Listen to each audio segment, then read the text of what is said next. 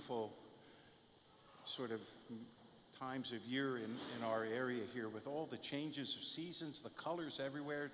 Drive around where some of the farms are and the fields are all being turned over and changed, and just is a lovely place to be. The colors, the weather's so much better.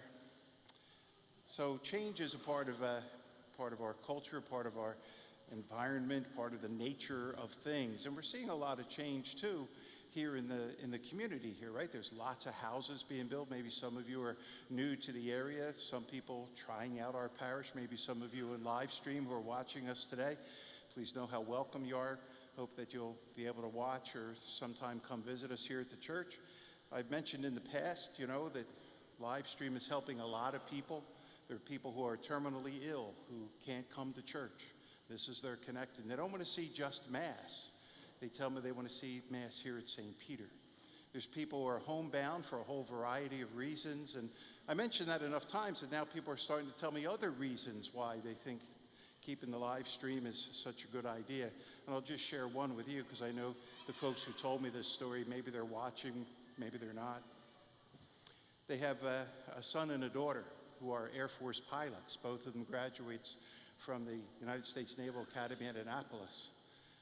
One, their daughter Molly, she has a bunch of her fellow air persons from the Navy Air Force who are on special training in what they call the Top Gun school. Maybe you've seen movies about it. There's not a chapel there. So she has them all watching our live stream from St. Peter Parish, which I think is pretty cool, right? I mean, top parish, Top Gun, all fits together for me, right? Makes sense to me. We're seeing a lot of successful changes here too, right? All the roads are getting fixed everywhere you drive. Have you been at that intersection at 82 and 322? I think it's going to get interesting there. Of course, they fixed the circle down there now at Cedar Knoll and Reeseville. That's worked out pretty well. A lot of housing being built. And it reminds me of a story that I heard when I was first here a little bit over 20 years ago. This had happened before I came here. There was some housing built out in Honeybrook. And folks who were new to the area, they came out to Honeybrook, wanted to be in the farms, and the beautiful scenery that we're talking about here. But they noticed that several times a year, there was kind of an overwhelming smell. We call it fresh country air. Some people feel like you have to pay extra to have it. Well, they weren't happy about it. So they went to a township meeting. This is supposedly a true story. They went to a township meeting in Honeybrook, and they were complaining to the supervisors, right? You got to do something about that smell. We moved all the way out here, and it smells sometimes. Got to stop that smell, the smell. Sitting in the back of the township hall was one of the Amish farmers. His name was Amos Stoltzfus. Imagine. And so one of the supervisors says, Amos, what do you think of that? And Amos stands up and he says, we was here first. Which is true, right? So we get the joys and the challenges and all of that when things are new and changing. We're in a kind of a changing environment in many ways on a lot of levels in our lives, right? We're in a changing country. We're in a changing church. Maybe changes are happening in your families. We have a lot of our college kids are back this weekend for a free weekend. I want to especially acknowledge one of our seminarians, Daniel Watson. He's home for the weekend for a fall break. Welcome home, Daniel.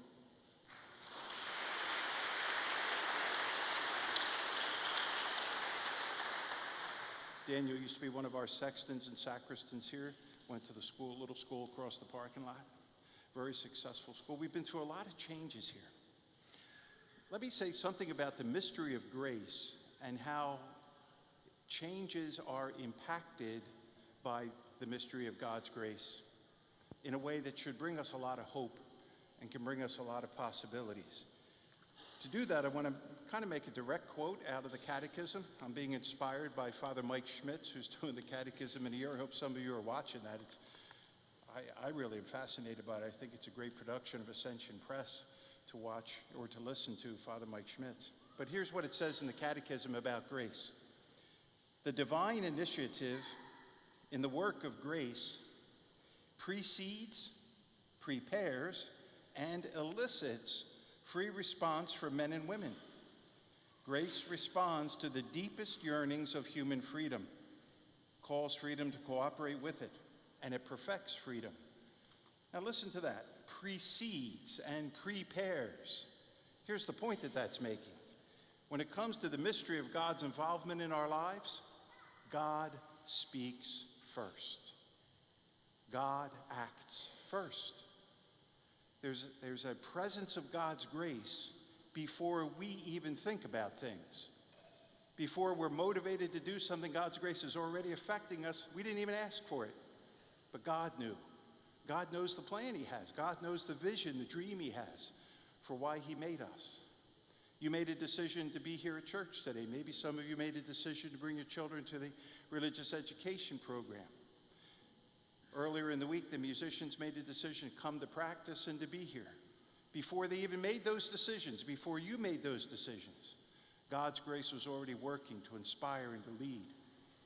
In the book of Genesis, the very first book of the Bible, chapter 1, describes the whole of reality as being a wasteland. It was dark. There was howling winds. It was a scary kind of place. The Hebrews have a word for the tofu abu, just the sort of dark and scary place. And God spoke, "Let there be light." See, God speaks first. When the Son of God, Jesus Christ, fully God and fully man, was to be incarnate in his mother's womb, God spoke first. In the words of the angel Gabriel, bringing the message of God. Mary didn't know anything about what was happening. She hadn't asked for it. She wasn't looking for it. But there was God speaking to her through the angel, "Hail Mary, full of grace, the Lord is with you."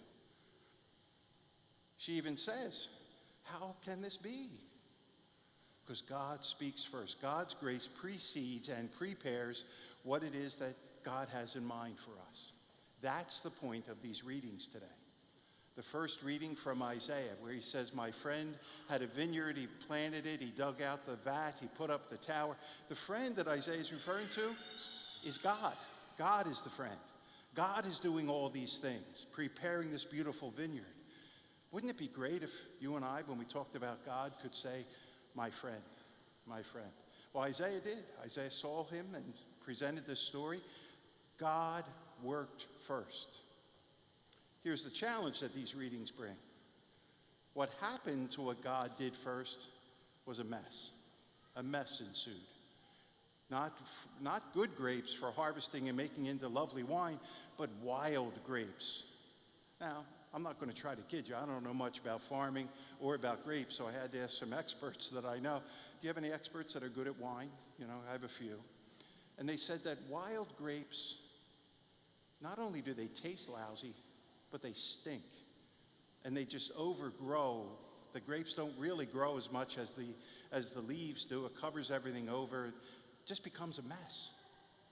And that's what Isaiah is alluding to, because what God gave as a gift was not used properly, was not sort of nurtured and cared for.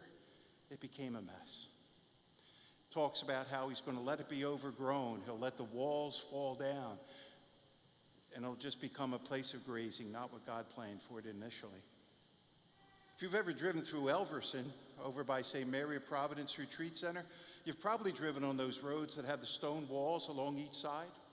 There's a very pretty walls. I mean, clearly there's a lot of work went into them, but if they're not taken care of, what you begin to notice, I've noticed over the years, is that weeds grow through them, tree roots push them out, rainstorms sort of flood and loosen the mortar, and eventually the walls deteriorate and fall down into the road. Somebody's got to keep after them to fix them. I'm told they're called the $1-a-day walls. They're called the $1-a-day walls because Mr. Potts, who used to own that mansion that is now St. Mary Providence Retreat Center, Mr. Potts, during the Great Depression, trying to keep his families that worked with him financially secure, he paid members of the families $1 a day to help build the walls. They pulled the rocks out of the fields and they built the walls. But if you don't take care of it, if you don't see the need, if you're not mindful and intentional, even the most beautiful things fall apart. Same is true with marriages. Same is true with family life. Same is true in our country. What a mess we have in our country. Same is true on the world stage. We want to be mindful of the people in Israel today under attack and in a war. Same is true in churches and in a parish. Friends, God has given us a beautiful gift here. This parish wasn't always here. Some of you who are newer to the area might think, well, that church has always been there. No, it hasn't been. For most of our history, first 45 years of the parish's life, we were 5 miles up the road in very humble circumstances on a pretty messy piece of ground. But people ahead of us, through the miracle of God's grace, God preparing, God proceeding, we're given this great gift that we have here, not only this building, but of this wonderful parish and an elementary school next door that is the largest Catholic elementary school in Chester County in terms of its student enrollment. It's a wonderful, wonderful opportunity we have here, and we need to take care of it. See, that this amazing grace of God, this preceding and preparing grace, it doesn't mean we sit back now and we say, isn't this wonderful? I'll just watch what happens. I don't have to get involved. It's not my business. Somebody else will take care of that. You know, it's not like sitting back in your lazy boy chair and watching the Phillies annihilate the Atlanta Braves, although that was great to watch. I appreciated that. No, that preparing and preceding grace of God puts a responsibility on us. Puts a responsibility on us. When you enter into marriage, God has a dream of what your marriage can be. He has a vision for you, calls you to it. It's a wonderful thing. He's been preparing you for it and would sustain you in it, but that doesn't mean you can sit back and take it for granted. You can't. Got to work at it. Now, you know I'm not married, but I'm told by people who are that marriage is hard work. Remember when my parents were married 65 years, I said to them, how's it going, Mom? You happy and all? She said, well, I haven't fixed them yet. She never gave up. Same is true in our family life. It's a lot of work and many disappointments and setbacks. It really is hard. The same is true here in our parish. We need your involvement. We need your commitment. We need you to be involved in ministry and service, certainly in prayer primarily, but also in support of the parish's work. Because if we just take it for granted, it can all go away. Some of you have been through that in other parishes nearby. Some have seen the closing of parishes and churches and schools. The high school I went to, I graduated in 1974. I know, that's like the last century, right? 1974, holy cow. I graduated with 1,450 people in my class. The school had 5,500 people. We knew that school would last forever. Look how big it is. It's going to be wonderful. It's been closed for 12 years. That can happen. God's grace doesn't intend for that. That's not why he prepares and proceeds. But all it takes is for us not to care. We have to care. We have to work at it diligently. So the response to God's grace is not that we're passive and say, well, God will take care of everything. Trust me, I'm all for God taking care of everything. But that's not our role, is to sit back. Our role is to say, how can I be part of what God is creating and accomplishing? I don't know the mystery of God's way of thinking, but I know this about it, that he called us to participate in the building up of his kingdom. That's the point of the readings. God created this beautiful thing. The allegory is of the vineyard, and he needs us to participate in making it wonderful. How does that look? Well, St. Paul in the letter to the Philippians, and this by way of closing, St. Paul in his letter to the Philippians gives us an insight into how that will look. What will it look like if we're cooperating with God's grace? In this letter to the Philippians, remember, St. Paul's writing back to a community that he had established about 10 years prior to writing this letter. It was the first Greek church that he formed, the people of God in Philippi. When Paul's writing to them, he's in prison. And not in prison like we would think of it. He's in prison in the city of Rome, underground, probably near or in the sewer system. There's no adequate food. There's no air. It's a miserable thing. And he knows he's going to be killed. He's literally on death row. He's had a miserable life sometimes because people, every town he went to, people spoke out against him. They hauled him into court. It was terrible. He ended up in Rome appealing to the emperor who decided to put him to death. He's waiting to be put to death. And what does he write to the Philippians? Have no anxiety at all, but in everything, by prayer and petition with thanksgiving, make your requests known to God. That word thanksgiving, chosen by Paul for a reason. In Greek that he wrote in, that word is Eucharistein, Eucharist.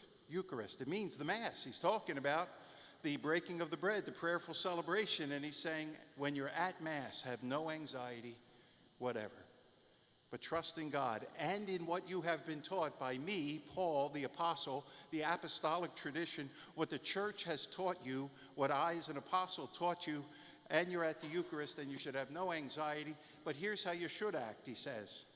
Whatever is true, whatever is honorable, whatever is just and pure and lovely, whatever is gracious, in every excellence. See, that's how we live in the kingdom of God. That's what God is calling us to. And a very active participation, building one another up, building up this kingdom in our midst, in our families, in our marriages, and in the workplace. We can be people of hope in a very challenging world. God spoke to you first. He's already got all the grace you need. It's already there. The call on our part is pay attention to it, pray about it, open up one another's hearts to all that God would do, and become for this whole world a community of hope in God's goodness.